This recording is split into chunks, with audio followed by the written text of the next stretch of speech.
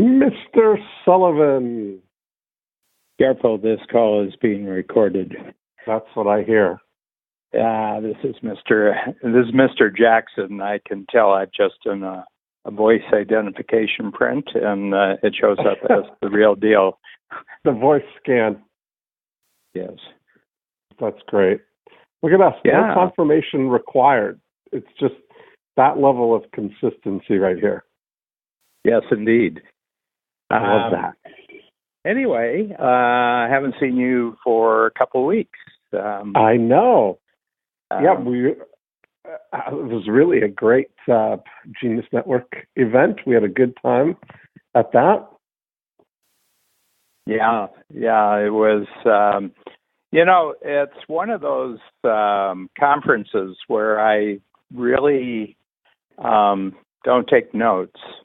I just kind of let it, it's kind of like being in, in the ocean water and just letting the waves come over you. And then afterwards you feel that something's changed. And I always find that I just let the whole experience kind of inundate me, and then I come out of it. And this time,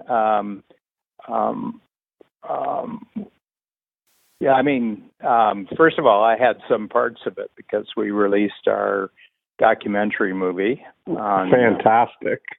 What a great experience! And I thought it was great. And we just had an event 2 nights ago here in Toronto where we released it here in Toronto, and we had Ken Arlen on Facebook. Yeah. And we had Ken Arlen, who had just celebrated his 25th strategic coach anniversary last Monday. So he was one of the first or very early signups when we moved to Chicago, when we moved the program to Chicago in 1992. And he came down and he was the master of ceremonies, and his opening was just classic, and he said, welcome to the Toronto Film Festival, and we're going to dispense with all the, the usual things that go on at the Toronto Film Festival, and we've just decided on a winner, and it's the highlight. It's the highlights of a remarkable human being and her husband. Oh, that's so well done. And I thought that was just a perfect thing, because the movie itself, I think it was a great job, which really put the emphasis on my teamwork with Babs. Are you there? Sorry, Dan. I had it on mute for a second there. It was so nice to get to watch that sitting right there beside you and Babs. That was really a great experience. Where did you do the premiere in Toronto? Yeah, at the CBC building at the Glengrove Theater. And very nice. Since my tax money's been paying for that thing for 46 years, I decided to get a little benefit from it. Not that they gave it to me for free. But but it was great. It was a great evening, and a lot of we had a couple clients there who date from the 1980s and have been consistently in the program since the 1980s. And it was terrific. And it just shows how far a procrastinator can go. That is exactly right. Very, very nice. I mean, it was so, that was really one of the highlights of the Genius Network for me. And I know a lot of people. I mean, that was really because everybody came back to watch it in the evening. Which it was so great. It was such a nice environment to watch it in. Yeah. Very cool. So what's up with you right now in our ongoing, I'm in Florida right now. Our experimentation with how far procrastinators can actually go? Well, I have a few things that I want to share with you because it's been a couple of weeks and we didn't get a chance to talk much in Phoenix, but the day before the event started, I was at the Henry and I was thinking about this idea of the interaction of starting with identifying what it is that you want to do. And then we've talked about the fork of going down the how path or going down the who path. And what I realized on reflection, and I got to share this on the opening day of the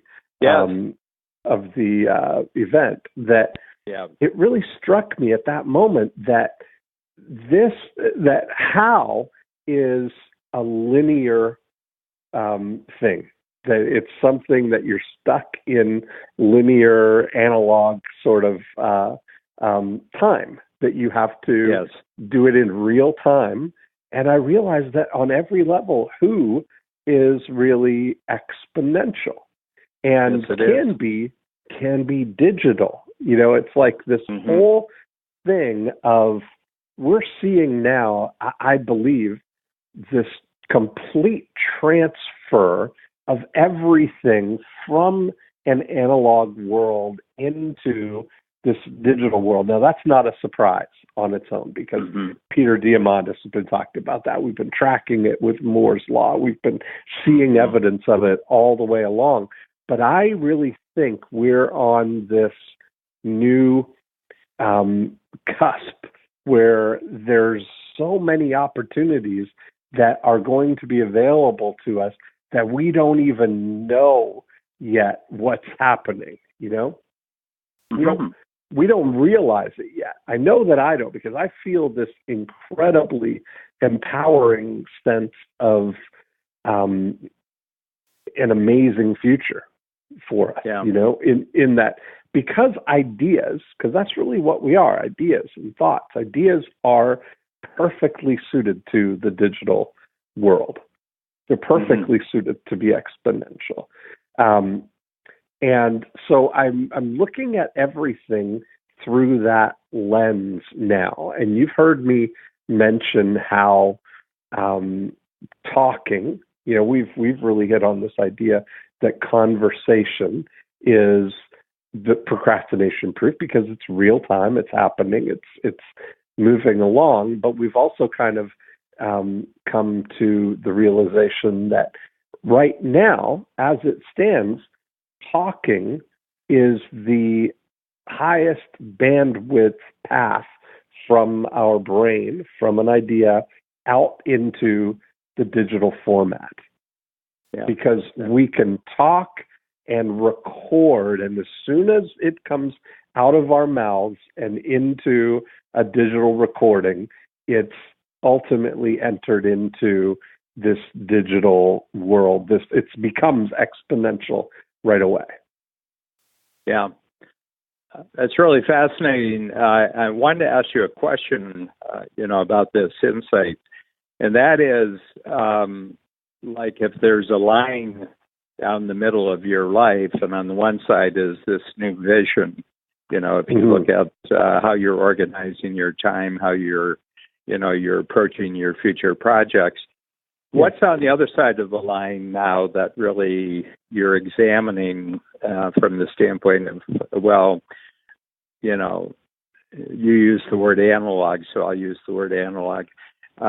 Is there parts of your analog life now that are up for removal? Well, that's what I'm really realizing, Dan, is that every part of the analog life can almost be completely done by somebody else.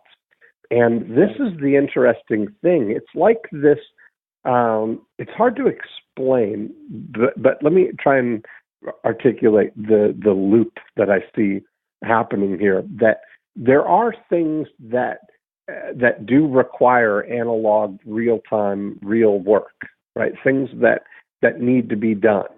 Now, the ideas, of course, are things that are exponential, that we can have that idea, and that there's an opportunity to digitize the experience of getting analog things done with a push of a button. And so, example, like I think about like the 90-minute book as an example of this, right? There's a lot of analog stuff that has to be done between the idea and actually getting the book out into the world. Things like transcribing the audio of the of the book, of editing. That's takes linear amounts of time. Designing the cover, laying out the book, setting it up on CreateSpace, doing all the work, all the things that have to be done. But the push button element of it, the 90-minute book element of it, is creating what Peter Diamandis would call an interface in a way, right? Yes. This is an interface that takes a collection of a combination of automated and manual processes and coordinates them as a who, so that the person who wants to write the book is really just conveying the ideas that are going to make up the physical book. And I start to see how there's so much opportunity in those. I read a recent, because there's a couple of things that are related, and then maybe we can talk about some of the ways this might have implications. But I read an article just last week about this new phenomenon called ghost restaurants. And have you ever heard that term? Or maybe I come have. Across that? Yeah, I didn't.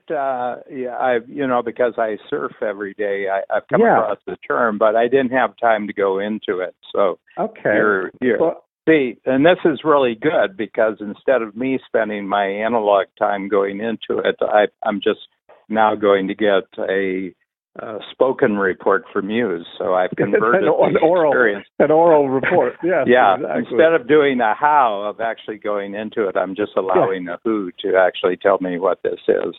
That's right. So I read it was in Forbes, I think, and it was talking about, it was a headline of 9 restaurants, 1 kitchen, no dining room. And it was this idea of this new group. They're in both New York and Chicago now, and they run 9 restaurants out of 1 kitchen, but they only exist on Grubhub and Seamless, which are 2 delivery apps in New York and in Chicago. So they have full branding. They have a name for the restaurant. They've got an individual menu. They've got the appearance and existence of the restaurant as an option that you can order takeout from on Grubhub. And they run all 9 of these restaurants from the same kitchen. So they've got a kitchen where they just prepare all of these menu items. It's just a big menu, and they only prepare for delivery. No dining room. You can't go and eat there. And I thought that's pretty interesting, because so much of the cost of running a restaurant, is the real estate space required, and the service, the front of house staff that goes into making. If you cut out all the entire front of house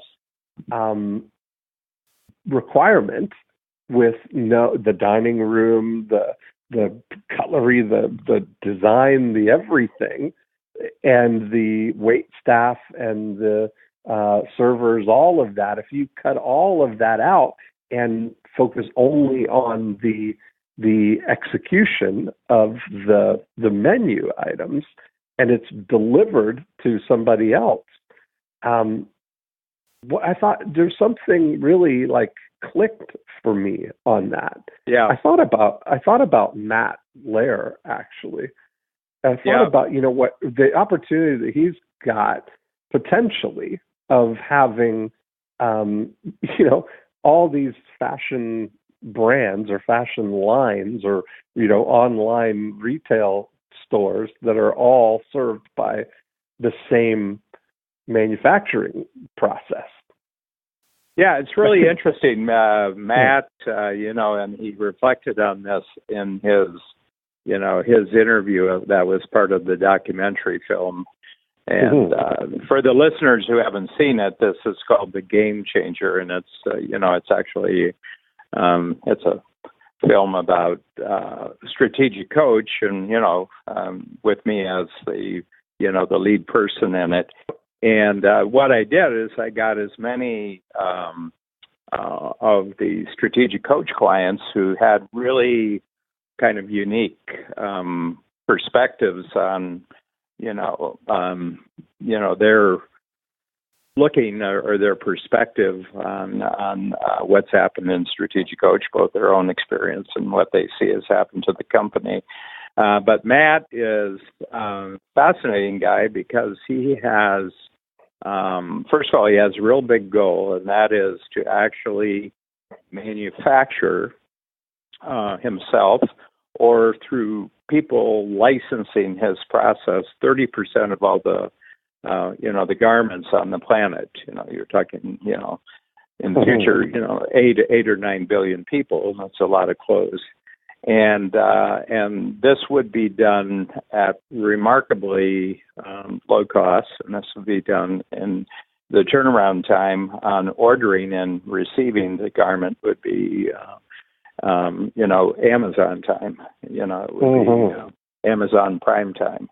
And anyway, but he, looking at the numbers and looking at within a year and a half since launching his latest project, he estimates that he's somewhere about 10% of all the garments now featured on Amazon, and it's a whole series of very intricate linking together of high-tech tools and high-tech communication that he's very quietly been going about for the last 15 or 20 years, having started as just a straightforward garment maker whose family, got established in the garment district in New York City in, 40, 50 years, over a 40, 50-year period. But Matt's the digital version of this analog family. Isn't that amazing? I mean, so you think about that. That was one of the one of the ideas that I thought from this cascading thought process, starting with this really realizing that who is the digital, an exponential kind of question.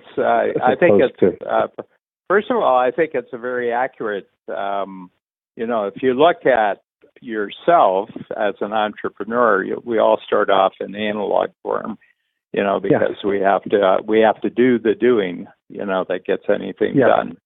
And then gradually, if we're smart about it, we can start separating the what needs to get done in our company between who's really best at it, and that would include there's an area of it that we're best at, and then trying to surround ourselves increasingly with other individuals who are better at the doing than we are, and and passionate about that particular activity, which we call unique ability and strategic coach. And and that's the growth model.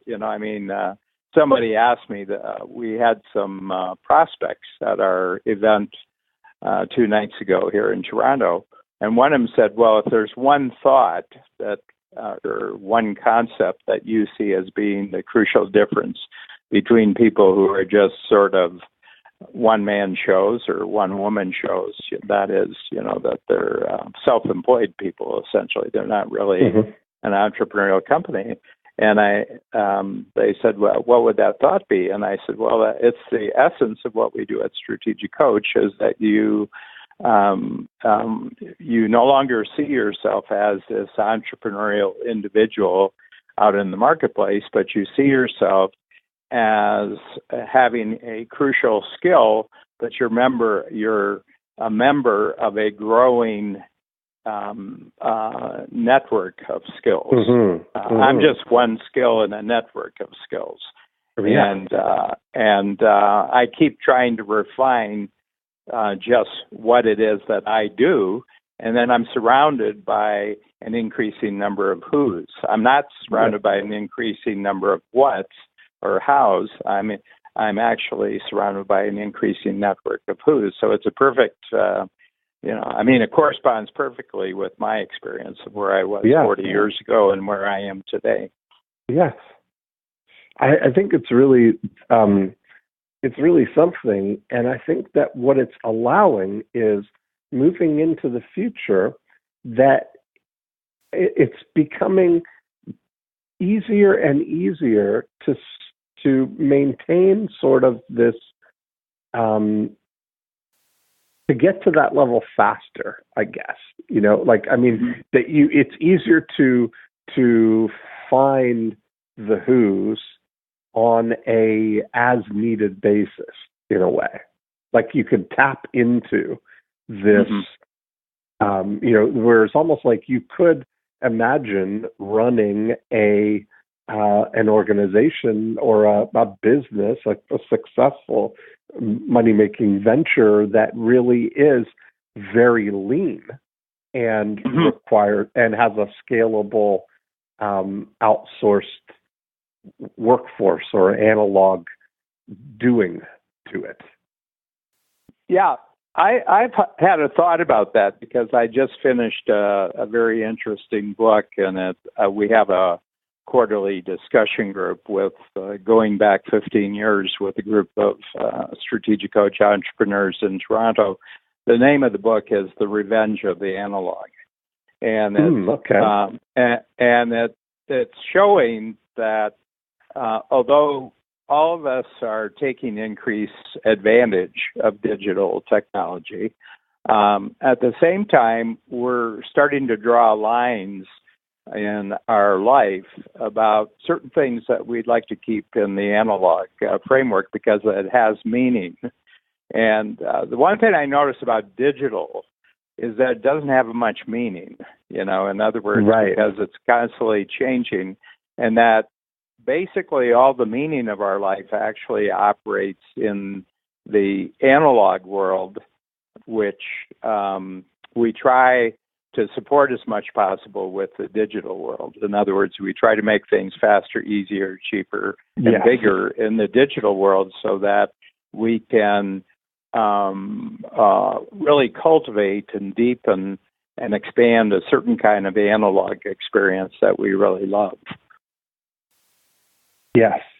And I think that there's opportunity on both sides. This is what struck me, is that there's an opportunity for somebody who recognizes the collection of analog things and the group of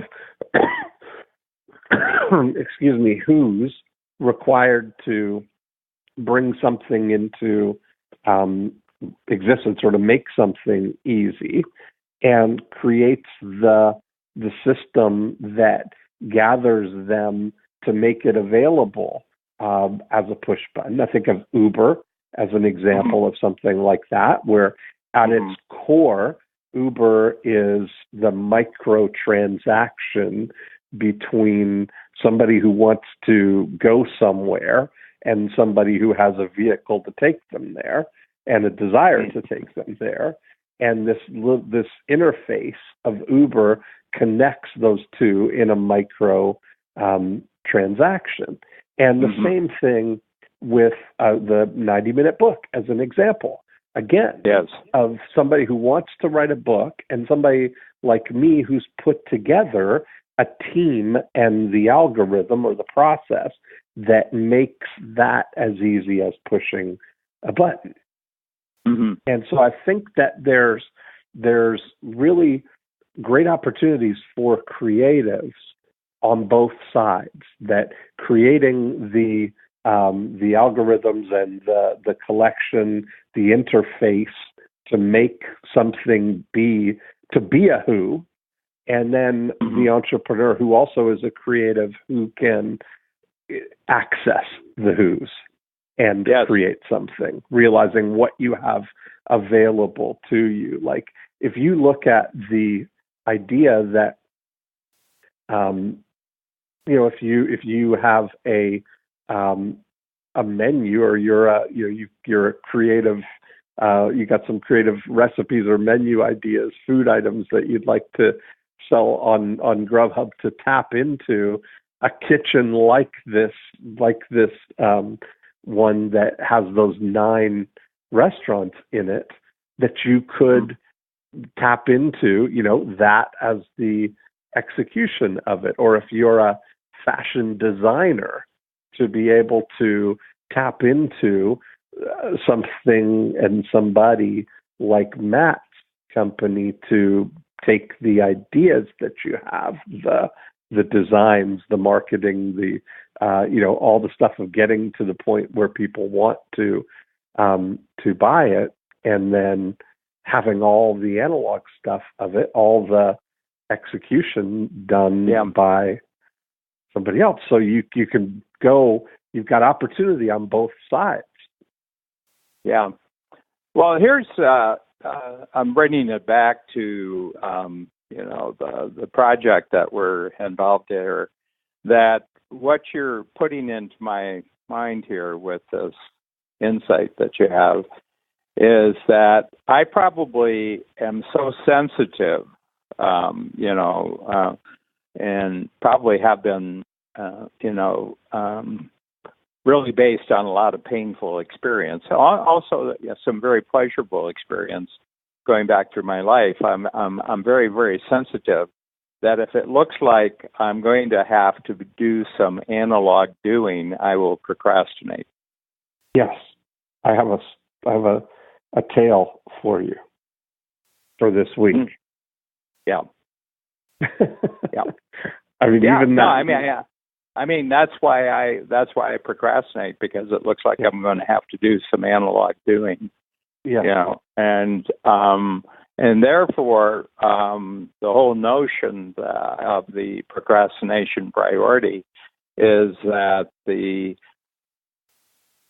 experience of procrastinating immediately is an indication that you're just about to commit yourself to a grueling period of analog doing on your part, where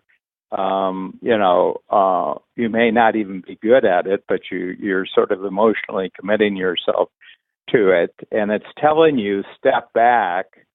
There's no argument with the thing that you're seeing needs to be done, but the way that you're seeing how it's going to be done is not good for you. Mm-hmm.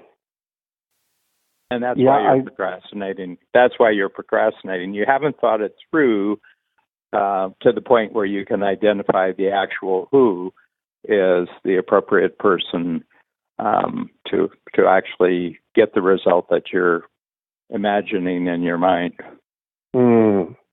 It's really interesting, because this week, this last couple of weeks actually, I was launching this weekend actually my new podcast called Listing Agent Lifestyle, and it's a podcast for my real estate agents, and it's talking about all of these things that I see how they all convene and work towards in favor of the real estate agents of the future, that all the ability to really just be a real estate agent. And I've recorded episode 1 with one of our I just finished a 4-year case study with a gentleman in Toronto who has run our Getting Listings program and had, amazing results, like an 11 times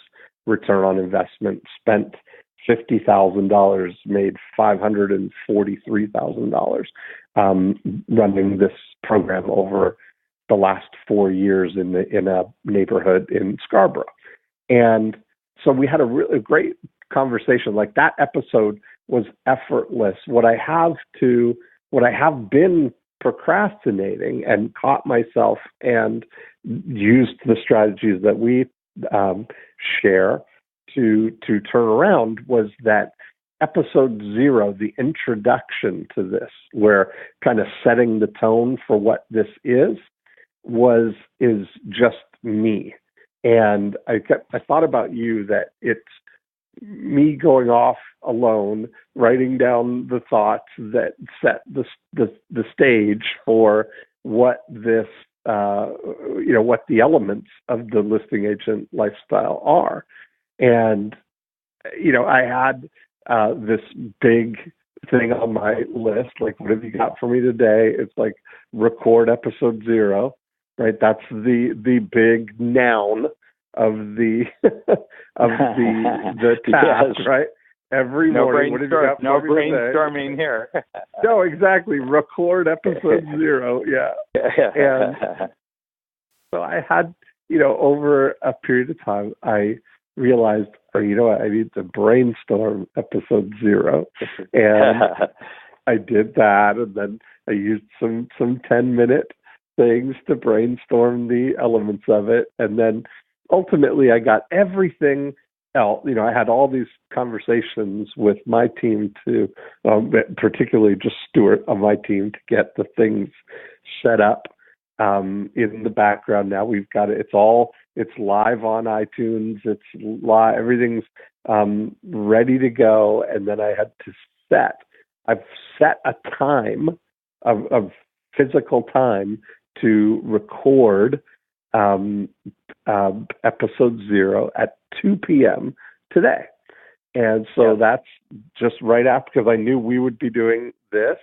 And so I put a deadline on the thing, so I've done all the preparation and everything to get it all ready. And then I'll record. And I know that now, once it's in this orbit of the it's out there. Every other episode now will be interviews, will be conversations with other people. It was just a testament to the strategies that we talk about here on the Joy of Procrastination. To really recognize what's happening, and to be able to get myself to the point, I need to brainstorm this, and then to set up the 10-minute blocks to brainstorm further the elements of it, so that now I've got everything ready. I'm right there. I can record, and it'll be done. Yeah, that's really interesting. I just created a little project with Ari Meisel. He's gone back to his original company, which was called Doing Less. Less Doing. That's right. Less doing, not doing less. Because doing less sounds like you're doing something, where less doing sounds like it's been removed. So I said, I'd like to set up a project, and with some advanced 10 times people, who have some big, interesting projects. And what each of them will do will commit to working with Ari, and, at Ari's fees, whatever Ari's fees are. And this is nothing on my part. I'm not, I have no financial stake in this at all, but I do have a collaborative stake in it. And what they will commit to is that they have an exciting project that requires a lot of doing, that they don't have the capability to, and they'll put the framework of this in an impact filter and send it off to ARI, and they'll all be identified. The 10 will be identified, so when they show up, he knows it's one of the, the project, that they're a member of the project. But they will commit at each stage along the way as the project develops to use an impact filter to do it, and ARI will not respond to them unless it comes in a new impact filter form where they're simply outlining, and then ARI with his networks of people who know how to get things done and his capability of finding new people if the existing specialists that they have aren't up to what the project requires. And we'll record this, and I'll interview these people on what it was like just to refrain from trying to do it themselves or trying to do it inside their company, but just through the medium or the interface of the impact filter. And, getting the first 80% out there, and then as it becomes more precise that they're getting the result they look for, they use additional impact filters to fascinate. But at all times, all they are doing is putting their thoughts in the impact filter and then having a conversation with ARI or with whoever the specialist is that ARI. And I had an idea here, because one of the things that I've been carrying through is this idea of, the transformation from being a self-milking cow to being supported with farmers and doing only the things that the cow can do. And we've talked a lot about that. But the idea, I came up with an acronym this week for, what the cow says, moo, and MOO is one of my secret process is to maximize oral output. And realizing that conversation that's really good. Well, that's really good. Is the easiest thing to do, right? So if you can moo, that the cow says moo. And as you were describing that, what I just thought is that I often resist doing impact filters. And I thought, what if together with Ari, you set up a little training process to develop certified impact filter filterers. Yeah, that you could, in a 30-minute conversation with an impact filterer, have the output of a fully thought out impact filter that you only had to move. That's a fantastic idea. Yeah. Because I think that I'm not the only one that has sort of resistance impact to filter reluctance. You have impact filter impact filter avoidance. Yeah. Yes. Well, first of all, impact filter reluctance, and then impact filter avoidance. No, I love the outcome of the impact filter. I realize every time I've done one, but the times that I actually do them are under the supervision of being in a workshop and having the peer pressure of everybody around me frantically writing with their pencils, Yes. Yes.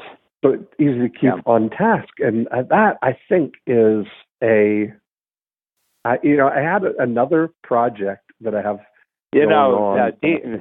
Dean Jackson has incredible impact filter outcomes if only he would apply himself to actually learning the method. How far could he go? Imagine if he applied himself. Yes. If only he applied himself. But I thought, it's really. This proves that this early signs of doing reluctance is part of the DNA. It's DNA deep, you know. I agree with that 100%. So I had another experience that would support that. That, you know, right now I'm working on a new project where there is a home loan program here in the U.S. called the USDA Farmers Home Loan Program, and it's kind of misnamed a little bit, but it allows people in lower populated areas to buy homes with zero down payment. And so it's a really great deal, and they can buy it. It's almost like homesteading, isn't it? Well, that's exactly right. You can buy a home with zero down. Homesteading, they give you a piece of land, and if in 5 years you can improve it, then the property is yours. But here it's an existing, constructed property that you're able to gain ownership of. Yeah. So I'm putting together a syndicated program for my realtors that will be, you know, a lead generation program and a book, and like a book for first-time buyers that explain the zero down program. And now these existing properties, Dean? They are, and it could be new properties too. Could be either one. Right. Okay, and is this, what is the intent behind this program as you understand it?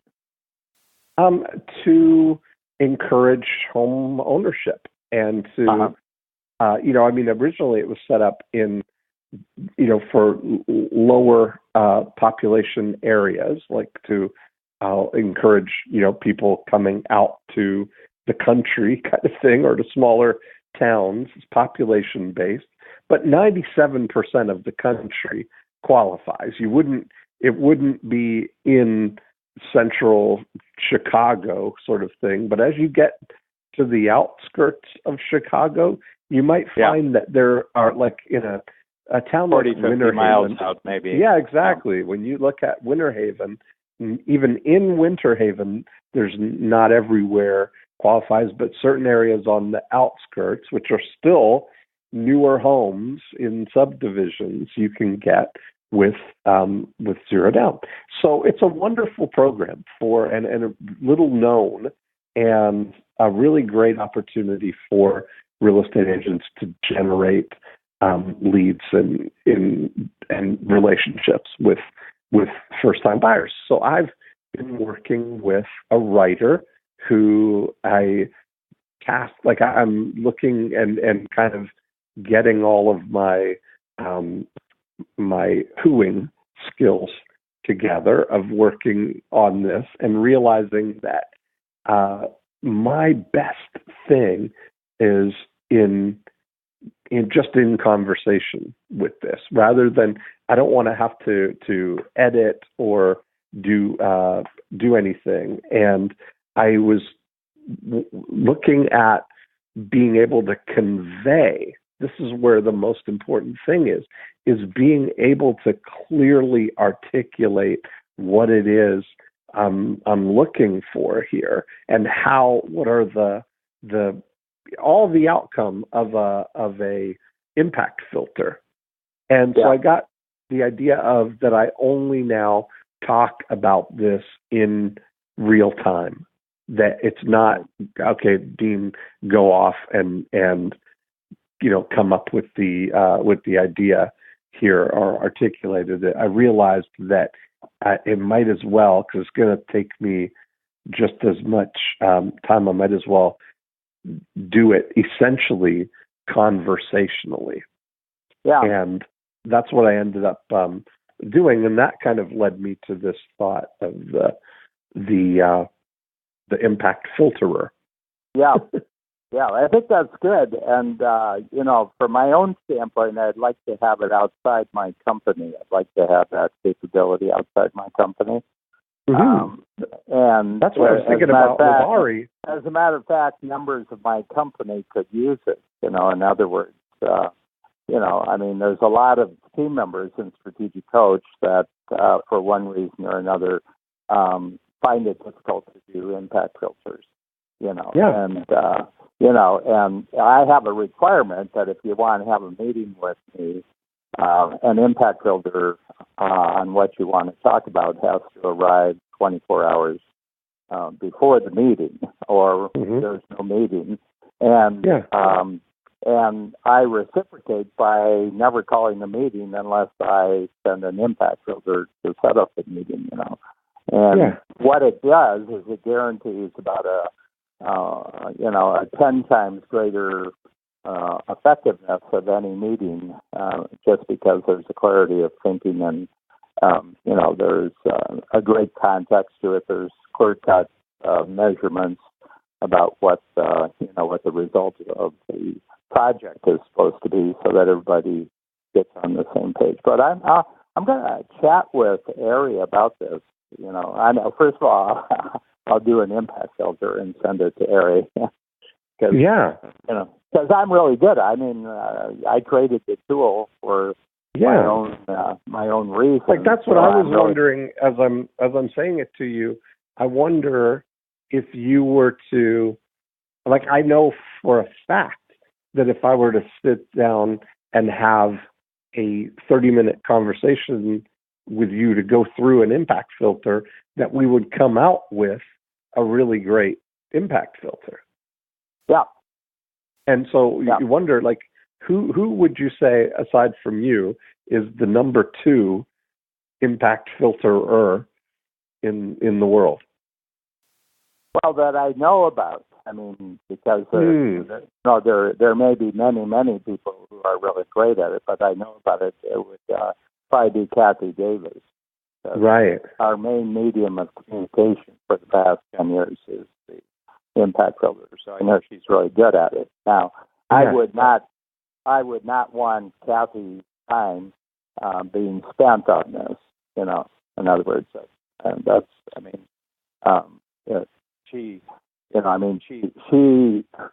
her area is responsible for roughly 70% of the cash flow of Strategic Coach. So.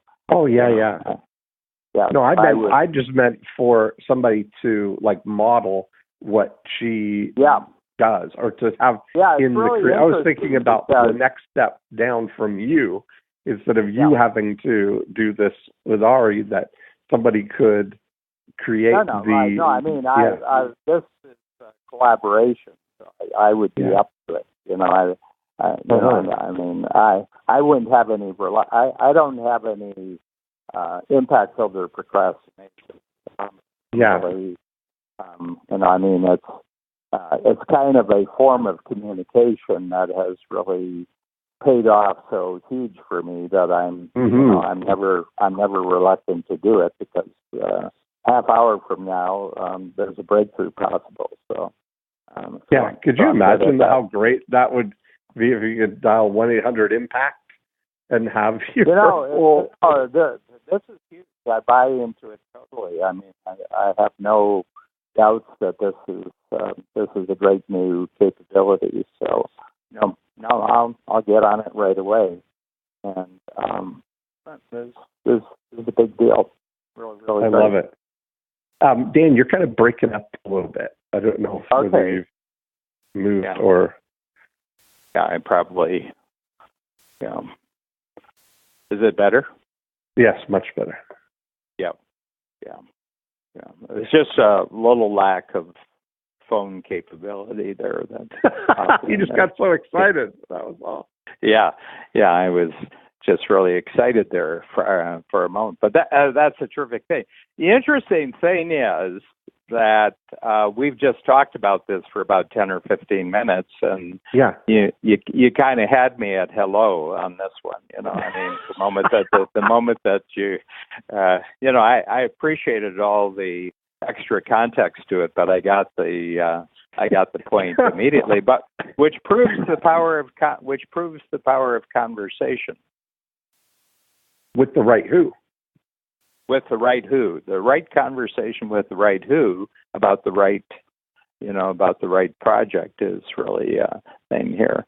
So this is, let me ask you a question because you're out there in the marketing world, the digital marketing world, and all this talk about artificial intelligence replacing human intelligence. What's your, I don't think we've ever talked about this, but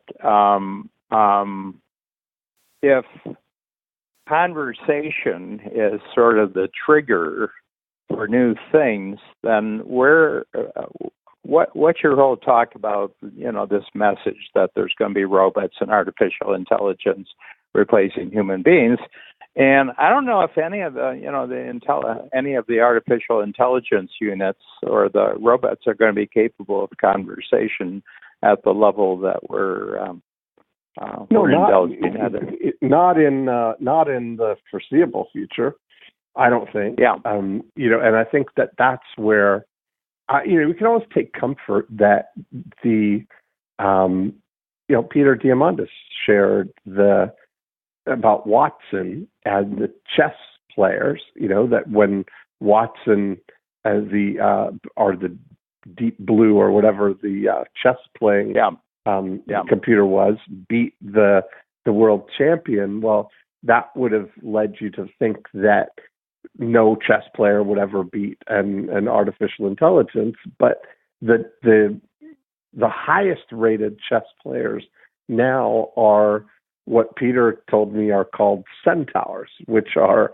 combination of a chess master empowered with an artificial intelligence, so that he can see that thinking, see those options, but then override and ultimately make the decision. And there's something that I think that is going to be the power position in the next 25 years here, as we're looking through, who knows what's going to happen after that, but let's focus on this 25, because that's where we're, that's the game we're playing right now. Yeah. It's really interesting. This Thursday, we're dating ourselves a little bit, but it's the 30th of November in 2017. Mm-hmm. We're having our first use of the Lodestone platform that Stephen Palter created. So this is for Coach. And I think we have about 1,200 people signed up for Thursday evening. So by the time when does this go live? Right away? This will go, yes, I imagine it will. Yeah, I don't know exactly what day, but certainly this week, yeah. I think Wednesday. It'll be sometime this week. So it's current. What I'm talking about is current. Yes. And it's a fabulous platform that Stephen has created, because what we did is we gave him, his team, our contact list, and they send out requests that people would answer a survey about, and these are all strategic coach people. So they're either current clients or they have been in coach at one point. And what the most pressing issues they as entrepreneurs exactly at this time, right now in 2017, what are the issues that they're grappling with that they would like conversation around and clarification? And about 750, we got 750 replies. And this was all processed through artificial intelligence, and it created essentially a 100-page report on all the issues. And, this was the data analytics. That's the name they give to it. And from that, we actually created the program that we're going to put on Thursday night. So I'm the master of ceremonies, and Shannon Waller is going to be with me too. And then we have Dean Graziosi, we have Cameron Harold, we have Noah Katz, and we have Steve Krein, who are going to be the panelists on this. And one of the reasons we chose them is that they have tremendous experience with fairly large teams. and we wanted to have someone with, who are dealing with a lot of team-based issues right now. But the three things that came out of it is how, first of all, how do I handle the whole question of teamwork? How do I think about teamwork? How do I put teamwork in place? How do I take maximum advantage of teamwork? That was number one. Number two was the human touch. How in a world of growing technology, how do we maintain the human touch in everything we do, both backstage and front stage? And the third one was, how do we actually take advantage of the technologies that are really useful for us? So, but that came out of that. So we were being sort of centaur-like in the way we're doing this, because we couldn't have crunched that information in a year, and it got crunched in less than an hour, so anyway, that's a really interesting thought about this. And when I first went to Silicon Valley, this would be now. This goes back about it's 2011. I went to Silicon Valley for the first weekend conference that Peter Diamandis was putting on, and he has, his friend and partner Ray Kurzweil, who's the head of, I think he's the head of AI at Google. At Google, and they were talking about those things, and it was kind of talking about, it kind of had the tone of human beings, or humanity is going to become obsolescent. And I just wrote something down on a sheet of paper, and I've been playing with this thought for a long time, and it's that humanity is always infinitely bigger than anything that humanity creates. That was Sullivan's law. Humanity is always infinitely bigger than anything that humanity creates. In other words, artificial intelligence is just part of the expansion of humanity. Robots are just part of the expansion of humanity. Those things are not a replacement for humanity. They're just an expansion of humanity, probably dealing with the exact issue that this conversation is about, is we're figuring out new kinds of who's that we can delegate things to. That is, and how to, I think that it's almost like what I look at the 90-minute book team as an example of this, and Uber and all these things as like, you could say that those are like centaur type of teams. It's a collection of both people and technologies that come together to produce a result called help an entrepreneur create a book in 90 minutes of their time. Yeah. Oh, yeah. And to what extent some of it can be done. And the thing is that Dean Jackson hasn't gotten replaced in any of this. Dean Jackson just gets to play, parts of this. Yeah. Where he's at his best, where he's at his best, where he's fascinated and motivated all the time. I just get to point to the button and say, push that button right there. Watch what happens. Yeah. You want to write a book? Push that button. Well, you're a fully developed Mickey Mouse in the Sorcerer's Apprentice. Right. Mickey didn't get the whole lesson. That's still one of my favorite animated things that I've ever seen. He doesn't want to go and fill up water buckets and bring them back and fill up the cisterns. So he looks in the sorcerer's magic book, figures out a spell, and he teaches the broom how to pick up and then but he can't turn it off. He learns how to turn it on, but he doesn't learn how to turn it off. and it was really, very, very prescient. The whole thing. That's and then funny. The sorcerer has to come back and clean up the mess and chastise him for fooling around with magic when he's stupid.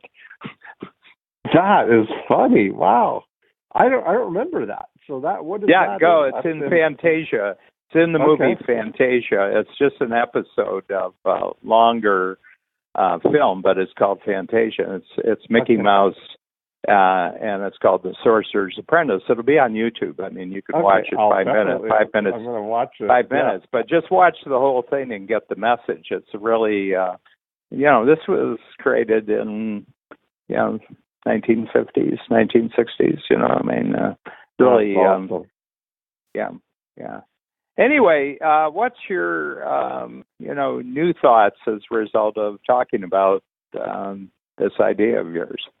Well, I'm very excited about the reception to the impact filterer idea. Yeah. I mean, that's. I think that could be a great thing. I mean, and this realization. Well, it fits in with Aries' philosophy too. I mean, it fits in perfectly with what he's all about. Yeah, and I think it totally fits with my my desire to just moo,